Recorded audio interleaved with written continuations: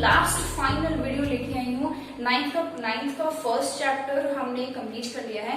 आज मैं उसमें कुछ इंपॉर्टेंट एग्जांपल्स और इंपॉर्टेंट पॉइंट्स जो एग्जाम में पूछे जाते हैं उससे बात करूंगी। तो वन बाय वन मैं यहाँ पे पॉइंट्स लिखती जाऊंगी, आप भी अपनी कॉपी में उसको बताते जाइएगा और मैं साथ साथ में उसको एक्सप्लेन भी करती जाऊंगी। तो देखो स्टार्ट करते हैं वीडियो। सबसे पहला पॉइंट जो आज हम लोगों को बात करना है वो ये है कि समर्स में हमें क्यों एडवाइस किया जाता है कि हम कॉटन क्लोथ्स पहने। ठीक है, तो अब देखो क्या होता है कि कॉटन एक ऐसा फैब्रिक है जिसमें कि जो कि चीजों को मतलब मॉइस्चर को या लिक्विड को या स्वेट को मेनली एब्जॉर्ब कर सकता है। तो जब स्वेट को वो स्किन से एब्जॉर्ब कर लेगा तो जो स्वेट है वो थोड़ी देर बाद कपड़े पे आ जाएगा और कॉटन क्लोथ से स्वेट ज्यादा आसानी से इवेपोरेट हो जाता है। ठीक है, ये जो स्वेट है ये इवेपोरेट होने के लिए हीट लेता है स्किन से और सराउंडिंग से। ठीक है, इसीलिए और हम लोगों ने इवेपोरेशन वाली वीडियो में मैंने आप लोगों को बताया है कि इवेपोरेशन जहां होता है वहां पर कूलिंग का इफेक्ट होता है। इवेपोरेशन जितना ज्यादा कूलिंग का इफेक्ट उतना ज्यादा होता है। क्या मेरी बात आप लोगों को समझ में? मैं डायग्राम से इस चीज को समझा सकती हूँ। मान लो कि ये हमारा हाथ है, थोड़ा सा अजीब बट मान लो ये हमारा हाथ है। ये मान लो कि ये कोई कपड़ा है कॉटन क्लोथ। अब ये हमारा हाथ है तो पसीना अगर हमको आएगा या स्वेट अगर हमको आता है तो यहीं से आएगा। ठीक है, यहाँ पे हमारा स्वेट है। ये जो फैब्रिक है, ये जो कॉटन का कपड़ा है, ये इस स्वेट को एब्जॉर्ब कर लेगा। ठीक है, इसने एब्जॉर्ब कर लिया। थोड़ी देर बाद स्वेट आ गया कपड़े पे। ठीक है, अब स्वेट कहाँ है? स्किन पे नहीं है, कपड़े पे है। तो ये जो आसपास की जो हीट होती है भाई, सराउंडिंग में हीट है तो इस हीट को एब्जॉर्ब करता है ये स्वेट और इवेपोरेट होने लगता है और साथ में वो हीट एब्जॉर्ब करता है फ्रॉम द स्किन। तो एटमॉस्फेयर से भी हीट को एब्जॉर्ब करता है, स्किन से भी हीट को एब्जॉर्ब करता है। इवेपोरेशन बहुत जल्दी से होता है और इसीलिए हमें कूलिंग का इफेक्ट होता है। और ये चीज किसी और फैब्रिक में नहीं होती है जितना कॉटन में होती है। सो दैट इज वाई, आगे मैंने एक्सप्लेन कर दिया थोड़ा सा गंदा सा डायग्राम बना के, बट अब मैं इस चीज को लिख दे रही हूं आप लोगों के लिए कि वी आर एडवाइज, आप लोग अपनी कॉपी में लिख लीजिए, we are advised to wear cotton clothes in summers because cotton absorbs the sweat and exposes it to the atmosphere, which increases the rate of evaporation. ठीक है, तो कॉटन क्लोथ्स समर्स में पहने जाते हैं क्योंकि वो स्वेट को एब्सॉर्ब कर लेते हैं और एक्सपोज कर देते हैं टू द एनवायरमेंट, जिसकी वजह से रेट ऑफ इवेपोरेशन इंक्रीज हो जाता है, which leads to cooling. इसके आगे लिख लेती हूँ मैं ये चीज, which leads to कूलिंग, क्योंकि मेन काम तो हमारा यही है कि भाई कूलिंग का, तो हमको मतलब ठंडा महसूस होगा गर्मी में अगर हम कॉटन क्लोथ्स को पहनते हैं। चलिए नेक्स्ट एग्जांपल की हम बात कर लेते हैं। इवेपोरेशन की ही एग्जांपल पे बात कर लेते हैं, इसी इवेपोरेशन की कूलिंग इफेक्ट पे बात कर लेते हैं। जो आप लोगों ने देखा होगा कि जब हम लोगों को सुबह सुबह स्कूल जाना होता है और जब हम लोगों को स्कूल जाना होता है तो बहुत जल्दी में होते हैं हम लोग और सुबह सुबह चाय पी के तुरंत निकलना होता है। तो कई बार क्या होता है कि कप में चाय पीने के बजाय आपको मम्मी चाय प्लेट में दे देती है। प्लेट में, जिसको हम तश्तरी बोलते हैं, उसमें दे देती है। क्यों? क्योंकि जब आप तश्तरी में चाय पीते हो तो चाय जल्दी ठंडी हो जाती है। क्यों जल्दी ठंडी हुई? क्योंकि कप में सरफेस एरिया इवेपोरेशन का कम है, इवेपोरेशन के लिए जो सरफेस एरिया होता है वो कम है, तश्तरी में सरफेस एरिया इंक्रीज हो गया। और हम लोगों ने इवेपोरेशन वाली वीडियो में मैंने आपको बताया है कि when surface area increases evaporation will also increase. तो भाई कप का सरफेस एरिया बहुत कम है, प्लेट का सरफेस एरिया ज्यादा है, तो प्लेट में इवेपोरेशन ज्यादा होगा और जितना ज्यादा इवेपोरेशन उतना ज्यादा होती है आपकी कूलिंग। ठीक है, तो चाय कप में रहेगी तो इतनी जल्दी ठंडी नहीं होगी, पर अगर चाय ट्रे में है या प्लेट में है या तश्तरी में है, कुछ भी बोलो आप, तो चाय जल्दी ठंडी हो जाएगी। ठीक है, तो that is why we say that tea kept in a plate is easier to drink than kept in a cup. ठीक है, तो आपको पता है ऐसा क्यों? Because when the surface area increases, rate of evaporation increases and cooling effect increases. ठीक है, तो आप लिख लीजिए कि tea kept in a tray और plate, we can say in a plate is easier to drink than in a cup, because ऐसा क्यों हुआ? Because when surface area को मैं SA लिख दूं, surface area increases, rate of evaporation also increases, which leads to cooling. Done. चलो, अब आते हैं हम लोग हमारी थर्ड पॉइंट पे। ये दोनों पॉइंट्स लिख लें आप। ओके, थर्ड पॉइंट है अर्दन पॉट्स पे। क्या बोला मैंने? Earthen pot. अर्दन पॉट मतलब मिट्टी का घड़ा। ठीक है, जो मिट्टी के मटके होते हैं उनमें। आप लोगों ने देखा होगा कि पहले जब फ्रिज नहीं हुआ करता था तो लोग मिट्टी के घड़ों में पानी रखा करते थे। तो और मिट्टी के घड़े का पानी वो वाला जो पानी होता है बहुत ठंडा होता है। ठीक है, आप कोई गर्म पानी भी उसमें अगर डालोगे तो थोड़ी देर बाद उसका टेम्परेचर कम हो जाएगा, वो ठंडा हो जाता है। अब ऐसा क्यों हुआ? इसको मिट्टी के घड़ों को हम बोलते हैं अर्दन पॉट। तो देखो, मान लो कि ये है एक मिट्टी का घड़ा, ठीक है, और इसमें रखा है पानी। ठीक है, इसमें मान लो कि पानी रखा हुआ है, ये पानी है। ठीक है, अब क्वेश्चन ये है कि मिट्टी के घड़े में रखा गया पानी ठंडा क्यों रहता है? ठीक है, Y water kept in an earthen pot remains cool. तो ऐसा इसलिए होता है, ध्यान से सुनना, यहाँ पर भी इवेपोरेशन का ही एग्जाम्पल मैं दूंगी। इवेपोरेशन की कूलिंग इफेक्ट का ही एग्जाम्पल है। देखो कैसे, जो मिट्टी का घड़ा होता है उसका, देखो मिट्टी का बर्तन, आपको पता है कि मिट्टी का बर्तन पानी बहुत जल्दी एब्जॉर्ब करता है, पानी बहुत जल्दी सोखता है।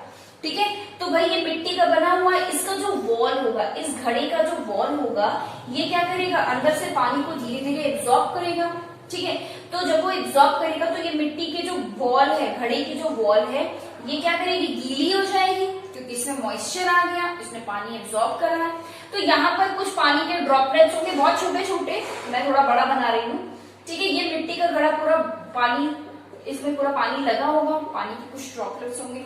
अब ये जो मिट्टी के वॉल पे, जो घड़े के जो वॉल पे जो मॉइस्चर है, जो वाटर है, वो इवेपोरेट होना चाहेगा, मतलब ये उड़ना चाहता है, अब इवेपोरेट होना चाहता है। ये वाला जो पानी है वो धीरे धीरे गैस में चेंज होना चाहता है। ठीक है, इवेपोरेट होगा, बट इवेपोरेट होने के लिए क्या चाहिए? हीट। इवेपोरेट होने के लिए क्या चाहिए भाई? हीट चाहिए। तो ये जो मिट्टी के घड़े के वॉल पे जो मॉइस्चर लगा हुआ है, जो वाटर लगा हुआ है, उसके पार्टिकल्स हीट एब्जॉर्ब करते हैं। कहां से? अंदर जो पानी भरा है उससे। ठीक है, तो अंदर के पानी से उसने हीट खींच लिया और धीरे धीरे करके ये इवेपोरेट हो गए। ये वाला जो घड़ा, मतलब घड़े के ऊपर जो वाटर ड्रॉपलेट्स थे, वो सब इवेपोरेट हो गए। उसके बाद फिर से ये वाटर ड्रॉपलेट्स थोड़ी देर बाद फिर वो एब्जॉर्ब करेगा, फिर वाटर ड्रॉपलेट्स आएंगे, फिर ये इवेपोरेट हो जाएगा। ये जो पानी के जो ड्रॉपलेट्स है वो इवेपोरेट हो जाएंगे। कहां से? हीट लेके, यहाँ से। और ये चीज हर जगह से होगी। ठीक है, हर जगह होगी।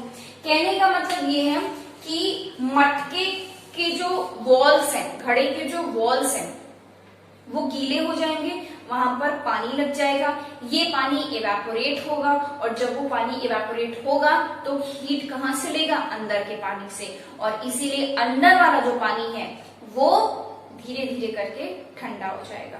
क्लियर हो गई ये बात? तो इसी चीज को अब मैं लिख दे रही हूँ डायग्राम के साथ, मैंने कोशिश करी है समझाने की। अब इस चीज को जरा हम लिख लें, तो देखो, लिख लो मेरे साथ साथ कि water these are very important examples, ये एग्जाम में पूछे जाते हैं, इसलिए मैंने इसके ऊपर अलग से वीडियो बनाई है।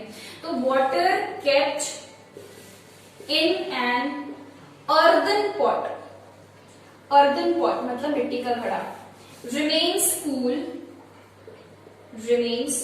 Cool because the water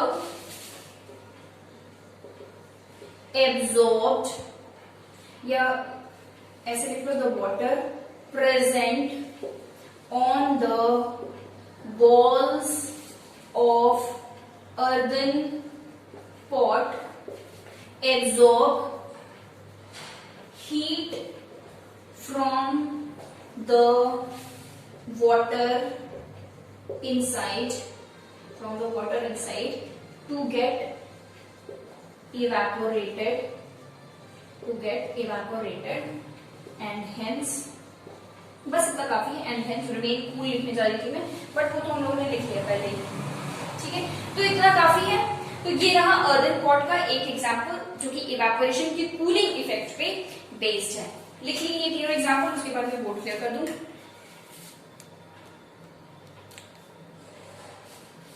okay, so done with this.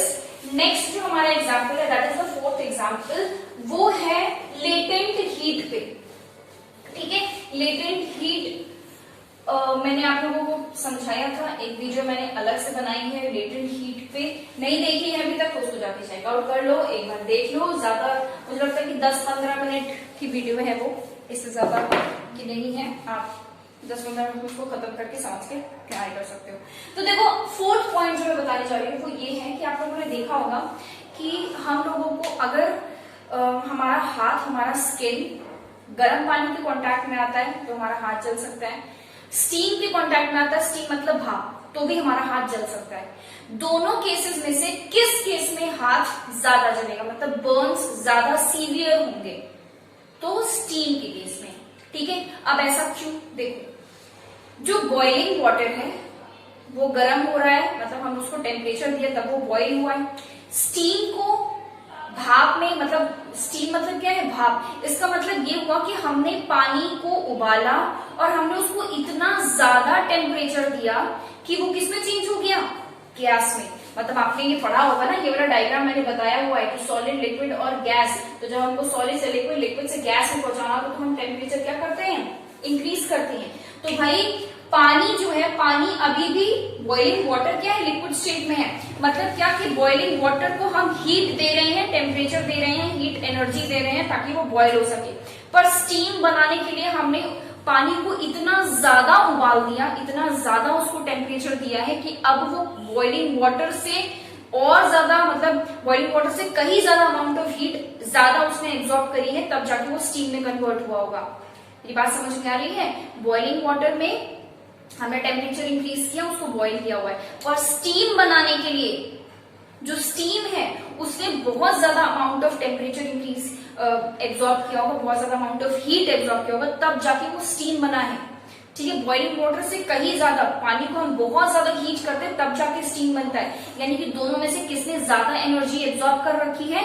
Steam ने, ठीक है। तो इसीलिए स्टीम ज्यादा सीवियर बर्न कॉज कर सकता है in comparison to boiling water. तो this question is asked in your exams की why steam causes more severe burns than boiling water. तो वहां पे आपको लिखना पड़ेगा, it is because steam has absorbed more amount of heat. ये जो हीट है ये बेसिकली लेटेंट हीट है, पर अगर आप लेटेंट हीट नहीं भी मेंशन करते हो तो भी कोई दिक्कत नहीं है, सिर्फ हीट भी मेंशन करोगे then also it is fine. तो लेटेंट हीट बोलो या सिंपली हीट बोलो, हीट ज्यादा एब्जॉर्ब कर रखी है स्टीम ने, इसीलिए उसकी वजह से जो बर्न्स होंगे वो ज्यादा सीवियर होंगे। तो आप यहाँ पे इस चीज को लिख सकते हो कि Burns caused by steam is more severe than boiling water because, ऐसा क्यों हुआ? Because steam has absorbed more amount of energy या हीट। ठीक है, ये हो गया आपका फोर्थ पॉइंट।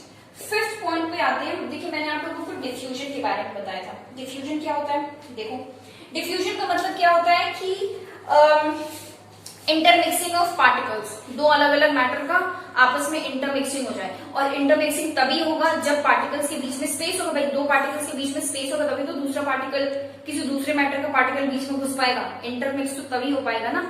और हम लोगों ने पढ़ा था कि सॉलिड्स में डिफ्यूजन 0 होता है, लिक्विड्स में डिफ्यूजन होता है, थोड़ा होता है पर होता है, और गैसेस में डिफ्यूजन सबसे ज्यादा है। तो क्वेश्चन यहाँ पर ये है कि अगर हम टेम्परेचर किसी चीज का बढ़ाते हैं तो डिफ्यूजन पे क्या फर्क पड़ता है। तो मैंने आप लोगों को बताया था एक वीडियो में, जिसमें इस चैप्टर की दूसरी वीडियो में, वो वीडियो बहुत ज्यादा इंपॉर्टेंट है, थोड़ी सी बड़ी है बट वो बहुत बहुत इंपॉर्टेंट है। क्या बताया था कि जब हम टेम्परेचर किसी चीज का इंक्रीज करते हैं तो हम उसकी हीट एनर्जी को इंक्रीज करते हैं। जिन बच्चों ने वीडियो देखी है वो तुरंत समझ जाएंगे मैं किस बारे में बात कर रही हूँ। When we increase the temperature, we are actually increasing the heat energy। और जब हीट एनर्जी बढ़ती है तो पार्टिकल्स की काइनेटिक एनर्जी बढ़ जाती है। तो बेसिकली टेम्परेचर बढ़ाया तो काइनेटिक एनर्जी बढ़ गई। तो किसी भी, और काइनेटिक एनर्जी क्या होती है? Kinetic energy is the energy which is related to motion. जितना ज्यादा काइनेटिक एनर्जी, पार्टिकल उतना ज्यादा मूव कर पाएंगे। ठीक है, काइनेटिक एनर्जी कम तो पार्टिकल्स मूव नहीं कर पाएंगे। फॉर एग्जाम्पल सॉलिड्स में काइनेटिक एनर्जी सबसे कम होती है, इसलिए वो मूव नहीं कर पाते, सिर्फ वाइब्रेट करते हैं। लिक्विड्स में काइनेटिक एनर्जी थोड़ी ज्यादा है तो इसलिए वो आराम से मूव कर पाते हैं। और गैसेस में काइनेटिक एनर्जी सबसे ज्यादा है, इसलिए बहुत ज्यादा मूवमेंट होती है। तो जब आप टेम्परेचर इंक्रीज कर रहे हो, when we are increasing the temperature, we are actually increasing the kinetic energy. और याद रखो कि मूवमेंट तभी पॉसिबल है जब पार्टिकल्स के बीच में स्पेस होगा। ठीक है, स्पेस होगा तो मूवमेंट पॉसिबल है। स्पेस ही नहीं है, जैसे फॉर एग्जांपल सॉलिड्स में स्पेस ही नहीं तो कहाँ का मूवमेंट? सिर्फ वाइब्रेट कर सकता और कुछ कर ही नहीं सकता, हिल ही नहीं सकता। ठीक है, तो जब हम टेम्परेचर इंक्रीज करते हैं तो बेसिकली हम काइनेटिक एनर्जी इंक्रीज कर रहे हैं। काइनेटिक एनर्जी मतलब कि हमने मूवमेंट पार्टिकल्स की बढ़ा दी। पहले सॉलिड था, टेम्परेचर इंक्रीज किया, लिक्विड में चेंज हो गया, मूवमेंट बढ़ गई, काइनेटिक एनर्जी बढ़ गई और साथ में स्पेस भी बढ़ गया। ठीक है, और जब स्पेस बढ़ा तो मतलब डिफ्यूजन बढ़ गया। डिफ्यूजन तो डिपेंडेंट है स्पेस पे, जितना ज्यादा स्पेस उतना ज्यादा डिफ्यूजन, उतना ज्यादा अच्छे से मिक्स हो पाएगी चीजें, इंटरमिक्स हो पाएंगे पार्टिकल्स। तो basically when we increase the temperature we are increasing the kinetic energy. और काइनेटिक एनर्जी इंक्रीज होगी मतलब मोशन होगा, और मोशन तभी पॉसिबल है जब पार्टिकल्स के बीच में स्पेस है, यानी कि स्पेस भी बढ़ जाएगा। और जब स्पेस बढ़ेगा मतलब डिफ्यूजन भी बढ़ गया। ठीक है, डिफ्यूजन बढ़ गया। तो बेसिकली जब हमने टेम्परेचर बढ़ाया तो डिफ्यूजन बढ़ रहा है। सब इंटरकनेक्टेड है, इसलिए मैंने सबको कनेक्ट करके दिखा दिया। बट एक्चुअल में बहुत सिंपल सी चीज है। When we increase the temperature, हम सॉलिड से लिक्विड, लिक्विड से गैस में जाते हैं। टेम्परेचर इंक्रीज करो, पार्टिकल्स की मूवमेंट तेज हो जाती है, और मूवमेंट तेज मतलब स्पेस ज्यादा होगा तभी तो मूव कर पाएंगे, और स्पेस ज्यादा मतलब डिफ्यूजन ज्यादा। तो इस चीज को हम ऐसे लिख सकते हैं कि व्हेन वी इंक्रीज। अच्छा, इसी के साथ हम एक और चीज देख ले, प्रेशर के बारे में भी देख लेते हैं। टेम्परेचर के बारे में देखा तो टेम्परेचर इंक्रीज करने पे डिफ्यूजन इंक्रीज हो रहा है। ठीक है, प्रेशर के केस में क्या होगा? देखो मैंने हमेशा आप लोगों को बताया कि टेम्परेचर और प्रेशर हमेशा ऑपोजिट। डिफ्यूजन को इंक्रीज करने के लिए टेम्परेचर को इंक्रीज करना पड़ रहा है, मतलब कि प्रेशर को डिक्रीज करना पड़ेगा। आई बात समझ में? टेम्परेचर को इंक्रीज किया तब जाके डिफ्यूजन इंक्रीज हुआ, इसका मतलब प्रेशर को डिक्रीज। दोनों हमेशा ऑपोजिट एक दूसरे के। अब इस चीज को मैं एक्सप्लेन भी कर सकती हूँ। जैसे फॉर एग्जांपल प्रेशर ज्यादा बढ़ाने का मतलब क्या है?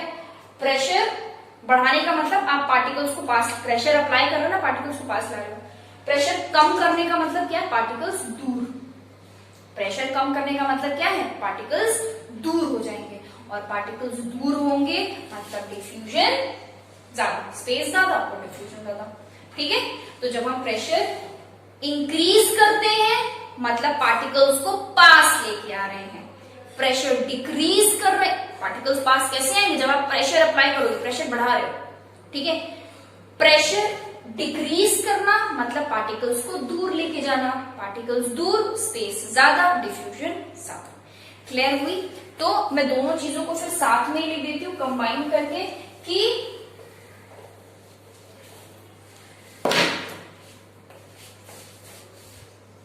when we increase the pressure, increase the temperature. First let's talk about temperature. When we increase the temperature and decrease the pressure, pressure को decrease करेंगे, then diffusion increases. Then diffusion increases. I hope you've understood this. ठीक है, तो ये कुछ points थे जो मैंने आप लोगों को बता दिए। आज की वीडियो को मैं यहीं पे खत्म कर रही हूँ, और इसके बाद भी अगर आप लोगों को कोई डाउट होता है तो आप जरूर मुझसे पूछिए, और कोई भी कुछ और मतलब कोई डाउट है, कोई सजेशन है, कोई एडवाइस है, कुछ भी जो भी अगर आपके मन में कुछ आता है related to the video, related to the subject, related to the topic, you are free to message me, you are free to comment in this video, और just let me know anyhow.